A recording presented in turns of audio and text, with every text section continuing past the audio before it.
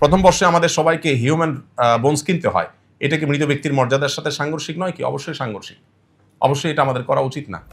এখন বিকল্প যদি কোনো পথ আপনার কাছে না থাকে, কিন্তু যদি আপনি বাধ্য হন শেখার প্রয়োজনে, বিক্রি ডেফিনেটলি আপনি করবেন না। আপনি দান করবেন অন্য কোনো স্টুডেন্টকে, সাদাকা করে দিবেন যে তুমি এ করো। কিন্তু এটাও মানব দেহ নিয়ে এই এক্সপেরিমেন্ট, এটার বিকল্প যেহেতু আছে, পৃথিবীর উন্নত দেশগুলোতে আমরা জানি যে তারা ডামি দিয়ে তাদের এই কাজটা সারে, তো আমরা কেন সেটা করব না? আমাদের এটার জন্য দরকার কথা উঠানো, দরকার ভয়েস রেজ করা, দরকার এটার জন্য আমাদের প্ল্যান প্রোগ্রাম করা, যাতে বিকল্প পথ পাই।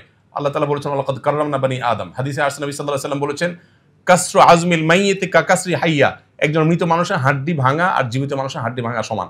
এখানে সমান বলতে কি বোঝানো হয়, এটা নিয়ে বিরাট বিস্তারিত ব্যাখ্যা বিশ্লেষণ আছে স্কলারদের ভিতরে। একটা হলো যে মৃত মানুষের শরীর নিয়ে কাটাছেঁড়া করা, এই যে আমাদের পোস্টমর্টেমের যে ইয়েটা আছে, এ জাতীয় যত আপনার কার্যক্রম আছে, এগুলো এই হাদিসের আলোচনা অনেক ওলামা একরাম নিষিদ্ধ বলেন, যদিও এর অন্য ব্যাখ্যাও আছে, আমি ডিটেলে যাচ্ছি না। এরপরে প্রশ্নের উত্তর হলো যে বাসায় মা মেয়েদেরকে বা স্ত্রীকে নিয়ে যদি জামাতে নামাজ পড়েন, একামত দেওয়ার প্রয়োজন আছে কিনা?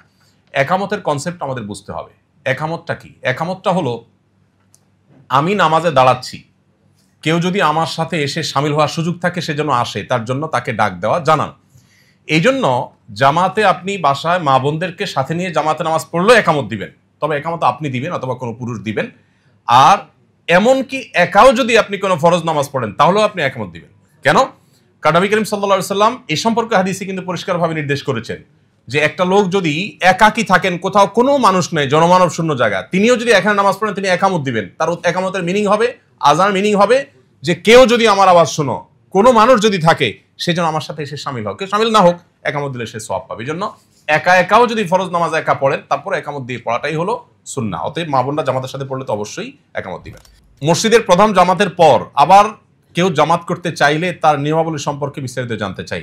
মসজিদের প্রধান জামাত হয়ে গেলে আর জামাত করা যাবে কিনা, এটা আরেকটা প্রশ্ন। তো এক্ষেত্রেও হানাফি থটে ওলামায়ে কেরাম বলেন যে করা যাবে না, মাকরুহ বলেন ওরা। যুক্তি কি? যুক্তি হলো যে এভাবে যদি সেকেন্ড থার্ড অপশন রাখা হয় তাহলে মূল জামাতের গুরুত্ব মানুষের কাছে কমে যাবে, এই যুক্তিতে ওনারা মাকরুহ বলেন।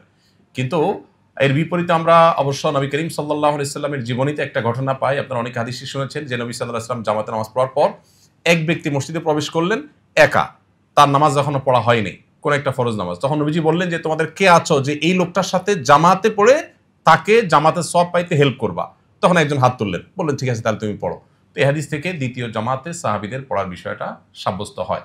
এটাকেই হাম্বলি থট সহ অন্যান্য থটে ওলামায়ে কেরাম অনুমোদন করেন। এবং আমরা এমনকি হানাফি থটেও বারান্দায় বা এমন কোথাও যদি পড়া হয় মসজিদের, যে মূল জামাতে বাধাগ্রস্ত হবে না বা মূল জামাতের গুরুত্ব হারাবে না, সেক্ষেত্রে হানাফি থটে ওলামায়ে কেরাম নিষেধ করেন না। জামাতের গুরুত্ব অপরিসীম। 1 টাকা যদি আমি 27 টাকা পাই, আমি কি দুঃখে 1 টাকার অপশন নিতে যাব, যেখানে সালাতুল জামাআতে তাফজুলু সালাতুল ফজর বি 27 দারাজা। নবীজি বলেছেন একা নামাজ পড়লে মানুষ 1 গুণ সওয়াব পেলে জামাতে নামাজ পড়লে 27 গুণ সওয়াব হয়। কিভাবে সম্ভব একজন মুসলমান জামাতে নামাজ পড়া ছাড়া একা নামাজ পড়তে পারেন? কিভাবে? কেউ নামাজ পড়ে ফেলছে, তার হাতে পায়ে ধরে হলেও ভাই আপনি নফলের নিয়ত আমার সাথে জামাতে দাঁড়ান, আমি আপনার সাথে পড়ি, 27 গুণ বেড়ে যাবে। তাহলে আমলনামাকে আমি কেন 1 গুণে রাখবো? আস-সুন্নাহ ফাউন্ডেশন, উম্মার স্বার্থে সুন্নাহর সাথে।